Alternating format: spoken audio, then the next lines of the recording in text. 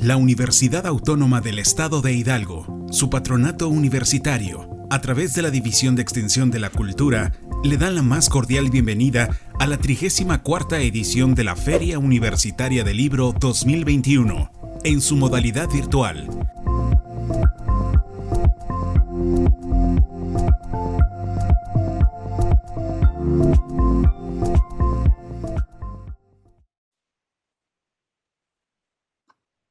Buenas tardes, mi nombre es Elena María Otazo Sánchez y tengo el gusto de presentarles a ustedes el objetivo número 7 acerca de la energía asequible y no contaminante para todos.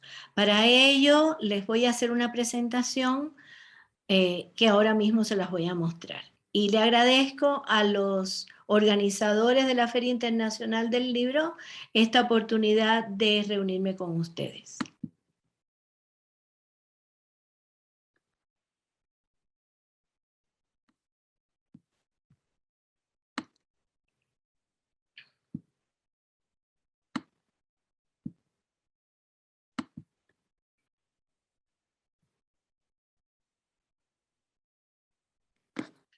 Este objetivo, el objetivo 7, tiene como esencia el garantizar el acceso hacia una energía asequible, fiable y sostenible y sobre todo moderna también para todos.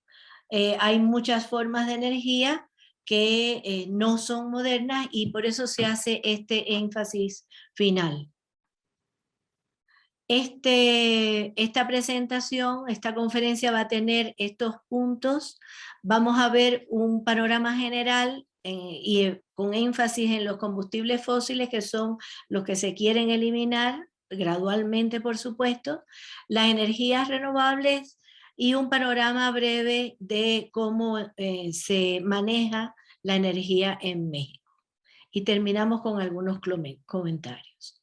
Esta es una foto de la Agenda 2030 cuando fue aprobada por una resolución en la Asamblea General de la ONU el 25 de septiembre.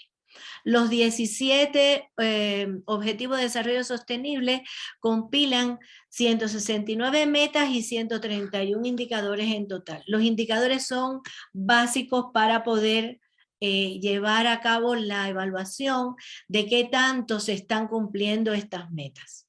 Y esos son indicadores que también, al ser iguales, se pueden comparar los países y el avance sobre todo en cada uno. Este objetivo es muy pequeño desde el punto de vista de lo que es el número de metas y el número de indicadores, porque solamente tiene 6 indicadores y 5 metas. El asunto está en que hay que concentrarse mucho en estos 6 indicadores porque son vitales, son esenciales. Hay que enfocarse, no dispersarse. Hay objetivos que tienen muchas metas, 20 y tantas metas o indicadores, y es tan importante este objetivo que es mejor enfocarse muy bien. Un poco de historia les quiero comentar que el desarrollo de la sociedad y las fuentes de energía están muy vinculadas. Y por eso les quiero comentar que también la energía es algo que no se ve aparentemente, o no se le da quizás una visión tan personal como, por ejemplo, se dice como muy vital el agua, por supuesto, el aire que respiramos, la comida, los alimentos, ¿no?, que necesitamos. Y la energía es algo que necesitamos precisamente para todo, para crecer, para la vida misma. Y por supuesto, para el desarrollo de la sociedad. Un economista ruso, Kondratiev, a principios de este siglo, estudió cómo el progreso de la sociedad se daba en forma cíclica. Tuvo muchos profesores, investigadores que lo siguieron, que continuaron sus estudios con él, y desde un punto de vista de su vida solamente pudo detectar 2 de las olas que él describió, publicó en la literatura, y también explicó que cuando hay una subida de indicador económico y después viene siempre una bajada, hay una crisis. Y que esas olas se caracterizan por un tipo de energía, de fuente de energía que se utiliza. La primera ola que él estudió pertenece a la primera y un poco la segunda revolución industrial, y es el carbón la fuente de energía que él detecta para esa época. Ya después, en finales, más bien al principio del siglo XX, finales del XIX, con el desarrollo del transporte y de la iluminación, pues es el petróleo el que lidera, diríamos, esta etapa de desarrollo. Y posteriormente, a finales del siglo XX, principios y actual siglo XXI, se observa que el liderazgo lo tiene el gas natural. El gas natural es un combustible fósil, claro, pero es un combustible que va a sustituir el petróleo, que es mucho menos contaminante que él y muy eficiente. Por supuesto que se prevé que la siguiente fuente de energía sean todas las fuentes de energía limpia que debemos de propiciar y que están presentes en el objetivo 7. Los combustibles fósiles, que son los malos de esta historia, son fuentes de energía no renovable, y una fuente de energía no renovable o cualquier recurso es aquel en donde la tasa de consumo supera el periodo de su renovación. Como es un combustible fósil que llevó cientos de años su formación, pues no se va a renovar en el presente, obviamente. Y por lo tanto, se va a acabar. Hubo crisis, realmente hubo una gran crisis en el siglo pasado con respecto al petróleo, se llama así la crisis del petróleo.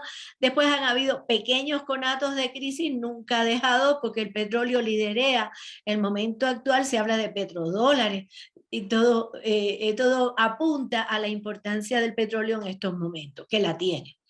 Y en ese sentido hubo una marcha forzada de tratarla de sustituir porque se iba a acabar, pero el problema es que hay que sustituirlo aunque no se acabe, porque es un combustible que está emitiendo carbono fósil a la atmósfera y nos está calentando el planeta. Hay varios combustibles fósiles.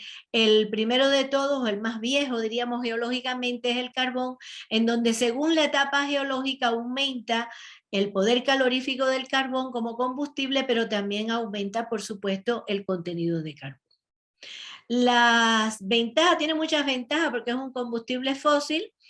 Por supuesto que se puede utilizar donde hay minas de carbón, porque si no las hay, pues no es un combustible que está a la mano.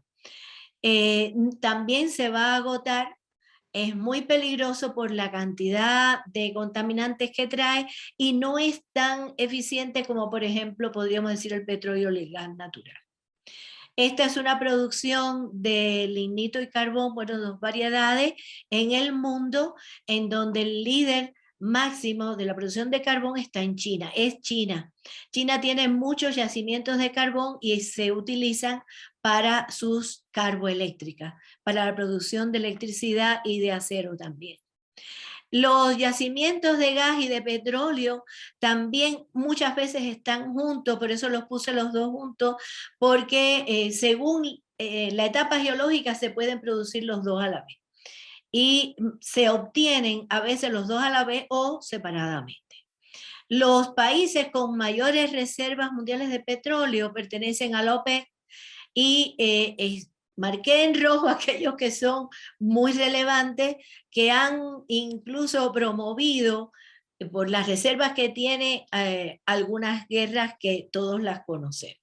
Desde el punto de vista geopolítico es muy interesante.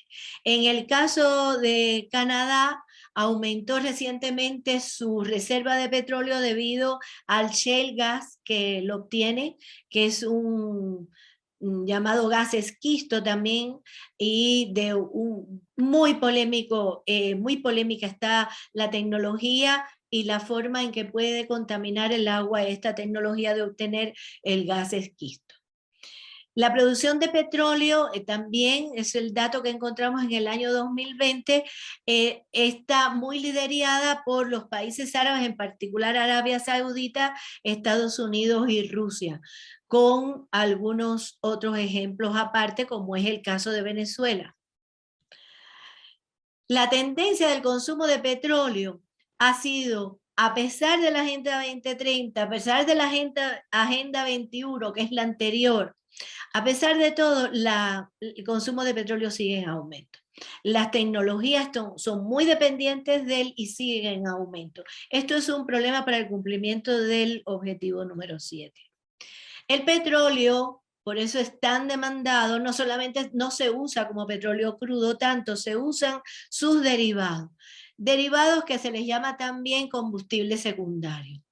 Estos combustibles secundarios todos los conocemos, el gas LP con que cocinamos en la casa, la gasolina de nuestro transporte, la nafta que también es utilizada posteriormente en un proceso para obtener más gasolina y de mejor octanaje, los combustibles para aviones, el diésel para camiones, el fuel oil, que es el combustóleo que nosotros conocemos tanto en la industria, se utiliza, también se utiliza en barcos, en trenes, el aceite, son lubricantes, y el asfalto que utilizamos para las calles.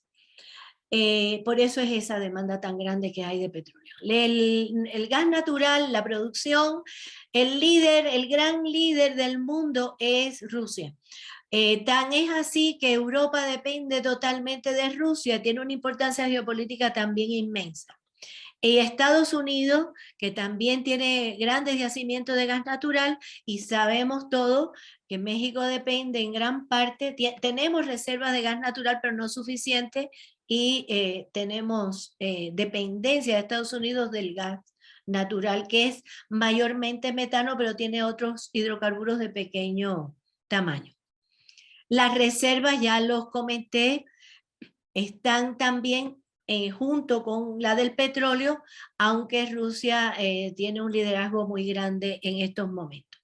Aquí están los porcientos para que se vea la diferencia que hay, y Oriente Medio tiene una gran importancia para lo que es la reserva de gas natural en el mundo, no solamente de petróleo. El crecimiento siguió siendo muy grande, mucho más cuando se trata de que las tecnologías sean sustituidas por el gas natural. Entonces, con mucha razón, hay una gran demanda de gas natural.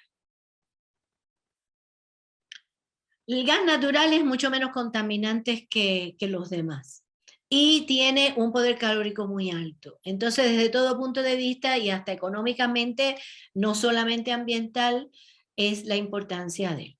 Las centrales eléctricas tradicionales son muy contaminantes, pero muy necesarias, han sido hasta el momento muy necesarias.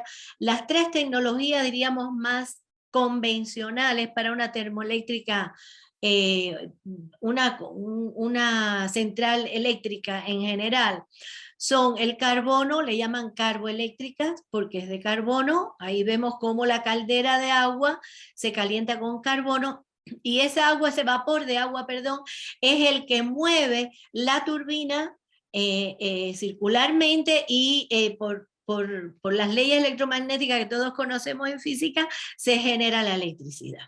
Igualmente existen las termoeléctricas, pero basadas en derivados del petróleo, e incluso hay países que utilizan el petróleo crudo con todas y sus impurezas.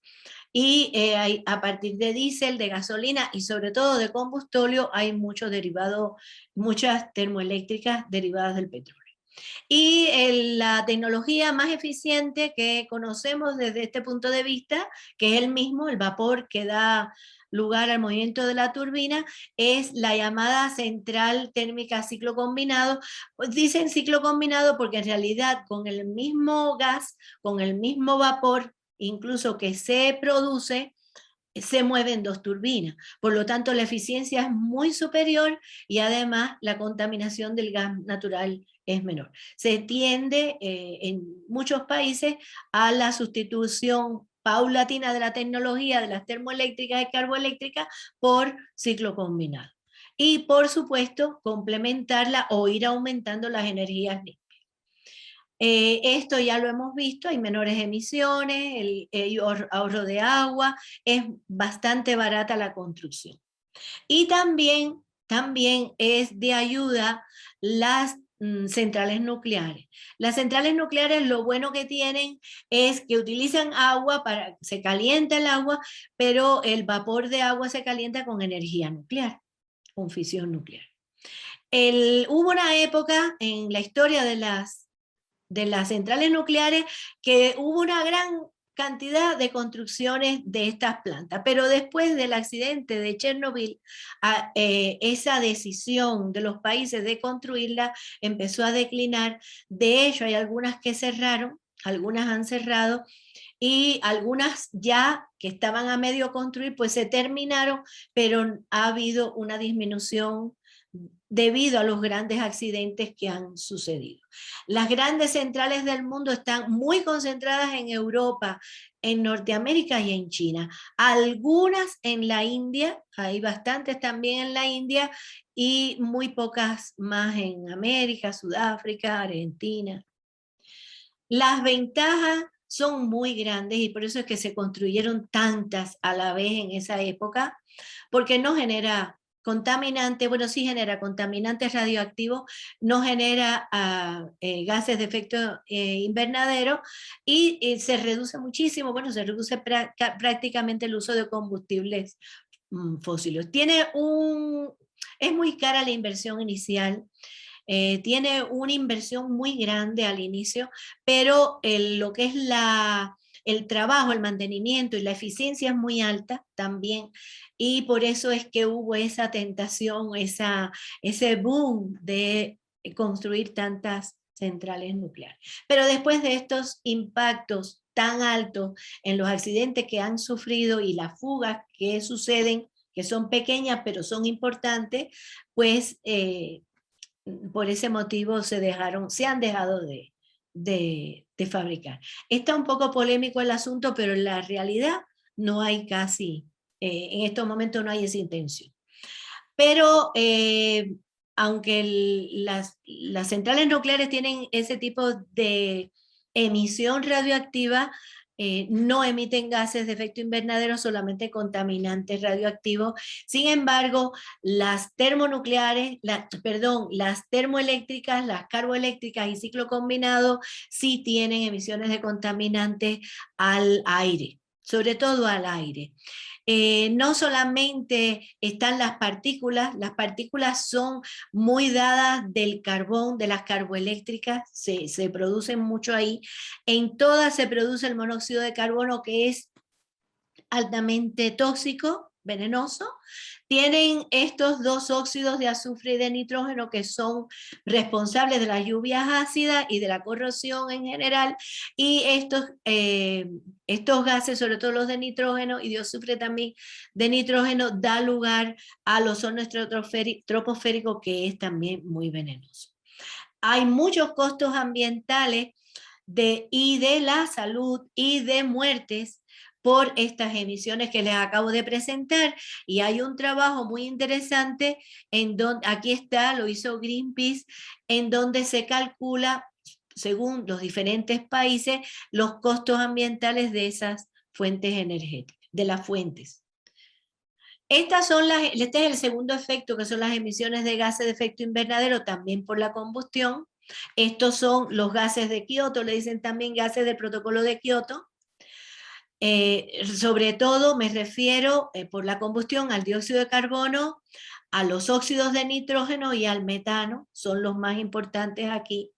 Y las emisiones del CO2 son las que más se detienen, se tratan de detener en el objetivo número 7.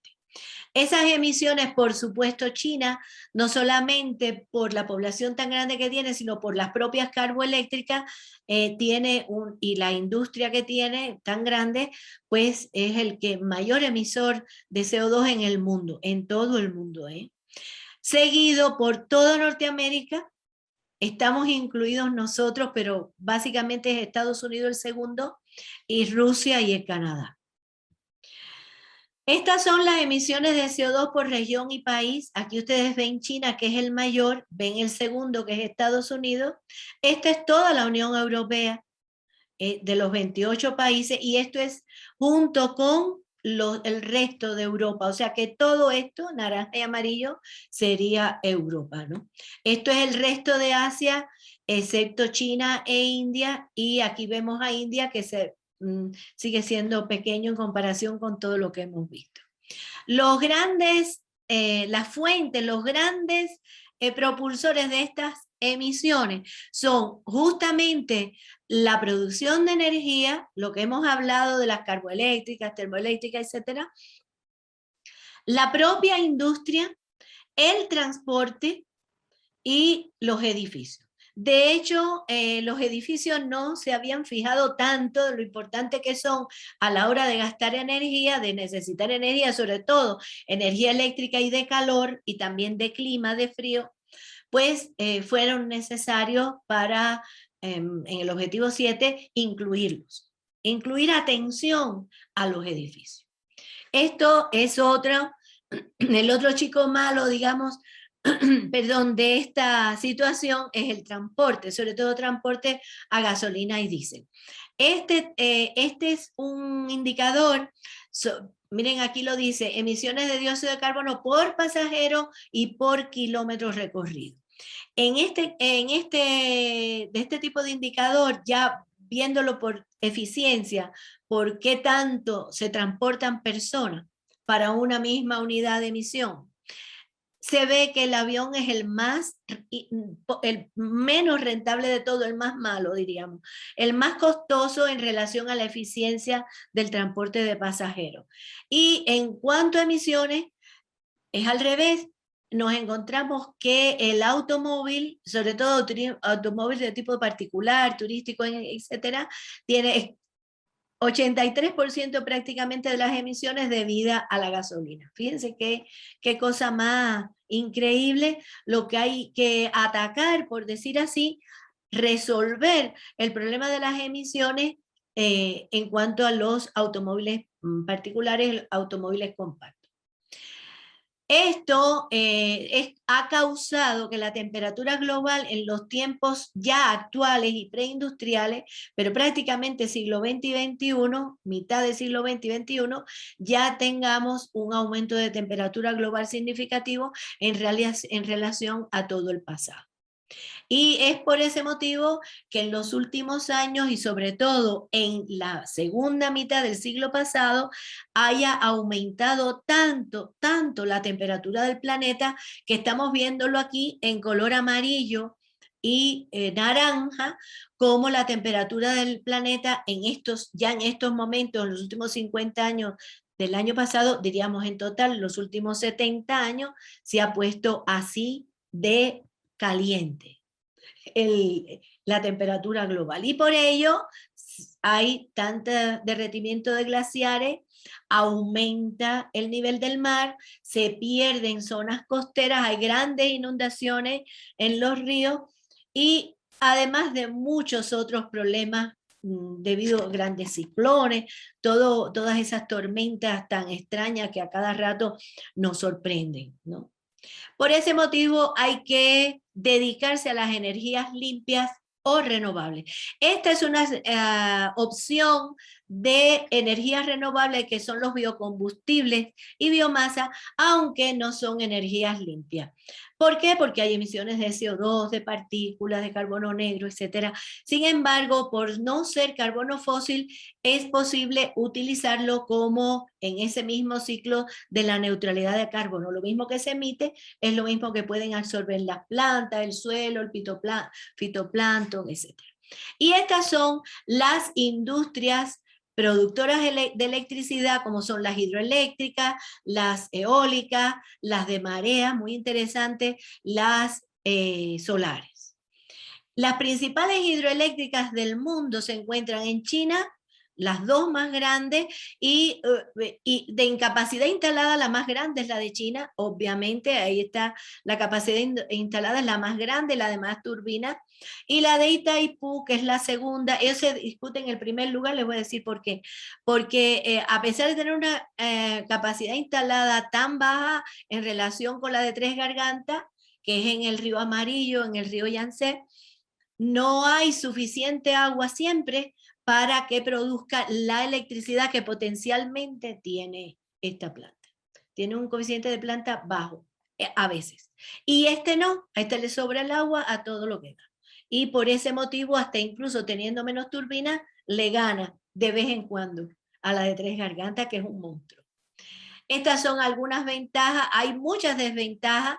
Lo que sucede es que tiene un tiempo de vida muy largo y es totalmente renovable, pero tiene un impacto ambiental terrible, terrible, de desplazar personas, terrible. Lo vimos en la otra plaza, en la otra lámina, aunque no se los comenté. La energía fotovoltaica, todo el mundo está apostando en estos momentos a la energía fotovoltaica porque no tiene un gran impacto ambiental, aunque sí tiene una huella ecológica. Miren qué cantidad de territorio lleva. Sin embargo, esta energía fotovoltaica es un futuro luminoso. Estos son los países que más producen energía fotovoltaica. Se le dice así fotovoltaica porque es la conversión de la luz del sol en electricidad.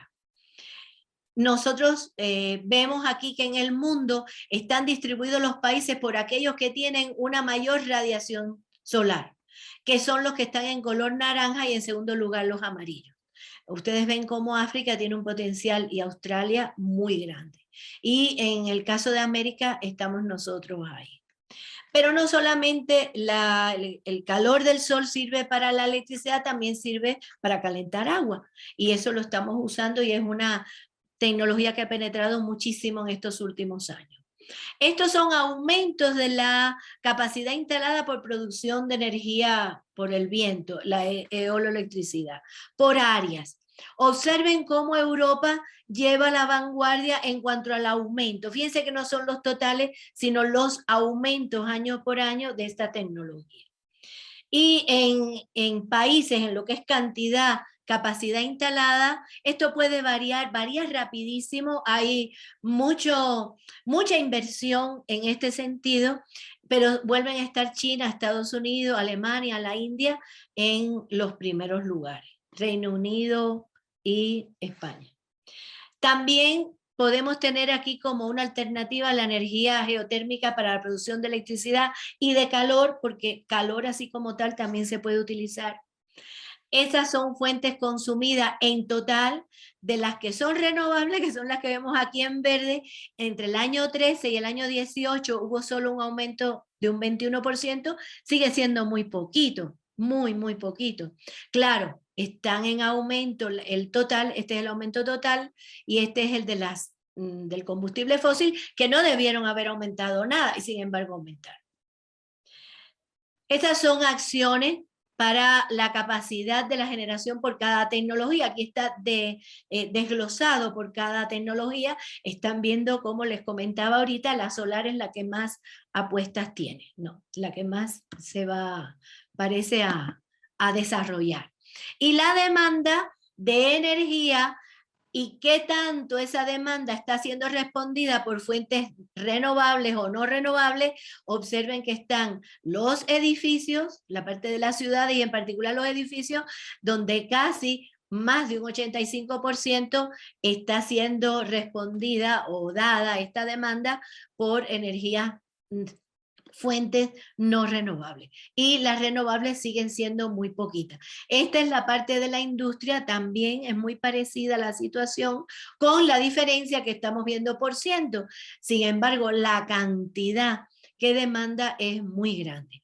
Y la otra que no ha tenido respuesta de renovables que valgan la pena es el transporte. Hay mucho que hacer ahí en el transporte.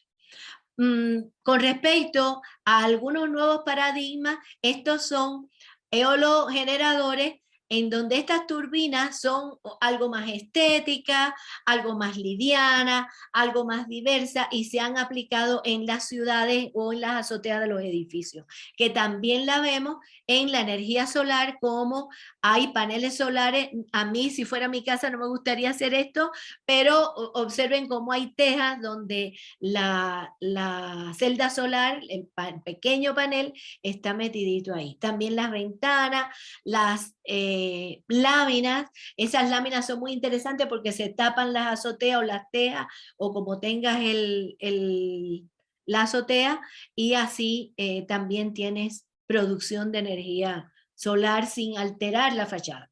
Los autos híbridos son los que hasta ahora están ganando la apuesta, porque los autos y las motos eléctricas las veo un poquito menos.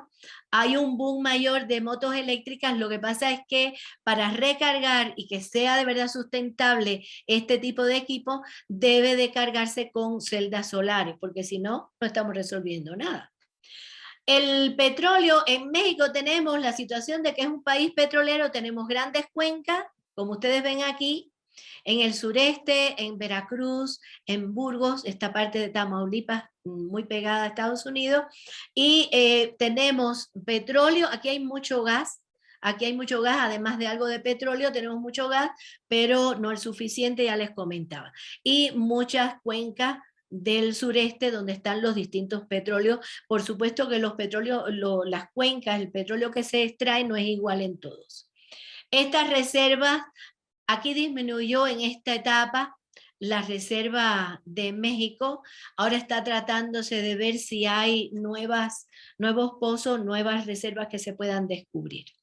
Y en las instalaciones de Pemex está lleno el país de gasoductos, de oleoductos, como todos ustedes saben, que es lo que lleva y es la forma más eficiente del traslado de este combustible primario, el petróleo. Pero también se traslada gasolina y diésel, sobre todo. Aquí están plataformas en el Golfo y otras plataformas en tierra. Y las refinerías, que tenemos 5 en lo que es territorio nacional y 1 fuera, son las que están dando la solución de los combustibles secundarios que son necesarios, que ya vimos. La reserva de gas natural sucedió lo mismo en la misma etapa, disminuyó muchísimo, se agotaron, quizás hubo un exceso de extracción, y ahora está una cierta tendencia a subir porque se calculan y se obtienen nuevos lugares o nuevos pozos en donde existen estos combustibles. Estos son un mapa bien complicado. Los gasoductos tienen una distribución mucho más complicada, hay mucha importación. Estas flechas son las importaciones de Estados Unidos, pero está todo comunicado.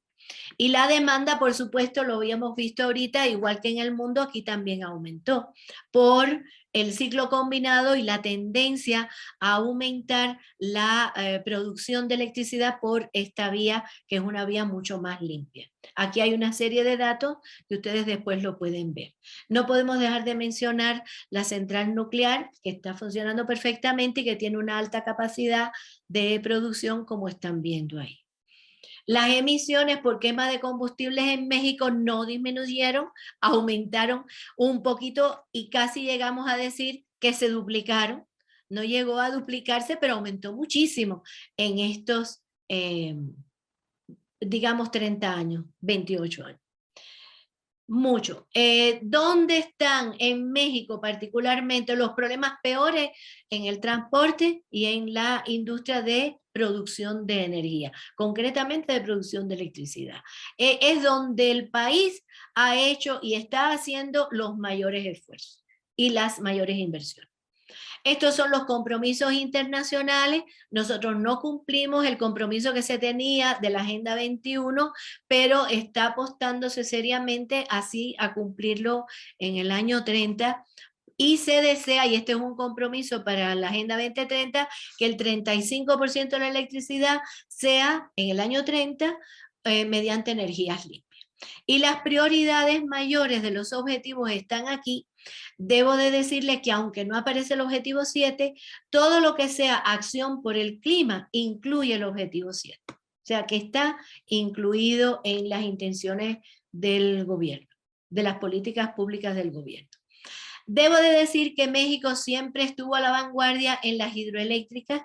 En el siglo pasado fue donde hubo una mayor inversión, sobre todo en la segunda mitad del siglo, y todavía en este siglo hay hay inversiones programadas para darle una mayor eficiencia a las hidroeléctricas que ya están, sin hacer unas nuevas, sino sencillamente terminar las que están, las que ya están empezadas y darle una mayor eficiencia a las que existían. Los desarrollos de campos solares, nadie hubiera imaginado que hubiera tantos campos solares y tanta producción de energía solar en México. Aquí está el valor de los campos solares en total, es muy, muy alto, lo que se ha tenido hasta el momento. El desarrollo de los campos eólicos, el mayor de todo, todos lo conocemos, está en el Istmo. Hay 28 campos solares en el Istmo en estos momentos, pero hay muchos otros en el resto del país. Perdón, eólicos. Dije solares y son eólicos. Los campos eólicos son de los más grandes, sobre todo en el Istmo, por la potencialidad del viento que hay ahí. Y la energía geotérmica también, México está bendecido porque también tiene una gran potencialidad, sobre todo en este neovolcánico que tenemos, hay muchas potencialidades, y aquí en Baja California ya se está terminando o se terminó una central geotérmica de muy alta capacidad. Estas son las medidas de mitigación y de adaptación que tiene el país para el cambio climático y para cumplir la Agenda 2030, y estas son unas conclusiones muy breves, que esta es terrible porque a nivel mundial la Agencia Internacional de Energía Atómica dice que dentro de los próximos 5 años nosotros tenemos que tener las energías renovables, ya deberán de superar el uso del carbón, casi eliminarlo, para no llegar a 1.5 grados, porque ya 1.5 grados es muchísimo y tiene un riesgo muy grande la extinción de nosotros como especie, del hombre. Siempre va a haber una manera de adaptarse, pero estamos vulnerables a este aumento de temperatura, y no solo a los desastres, sino a la temperatura normalmente, y a la falta de agua y a los problemas de desastres extremos. También las capacidades de fuentes solares y eólicas son las que más se apuestan. China, que emite el 30% de todas las emisiones de CO2, tiene un compromiso de carbono neutralidad, o sea, de que no va a emitir en el año 60, no lo va a poder lograr antes. Este es un trabajo que se los recomiendo si lo pueden leer. Estados Unidos es el segundo emisor y el primer consumidor del mundo en petróleo y gas natural. Sin embargo, las fuentes renovables en el año 20 superaron al carbón ya, en el año 20. Hay un compromiso, y ese compromiso se retomó en el nuevo gobierno para disminuir a la mitad las emisiones al 2030.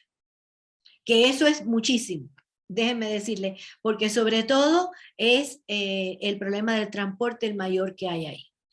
Que ese es el que no ha disminuido, y que hay que enfocarse hacia los edificios y el consumo residencial. Estas tecnologías limpias no son una perita en dulce, no es algo que no nos haga ningún daño y que no tenga ningún costo ambiental, porque bien que lo tiene mucho impacto ambiental.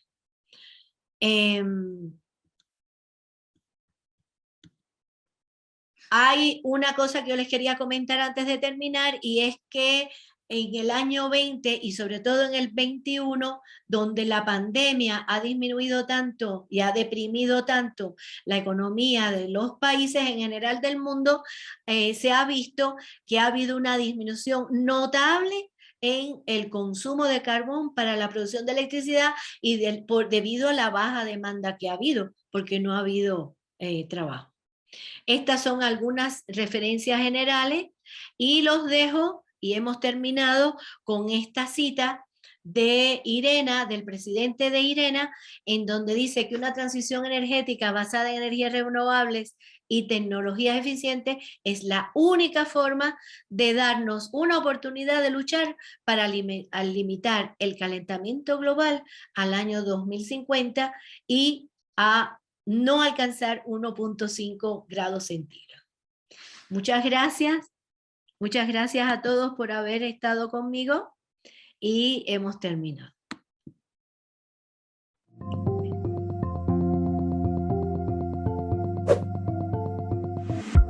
La FUL agradece tu asistencia.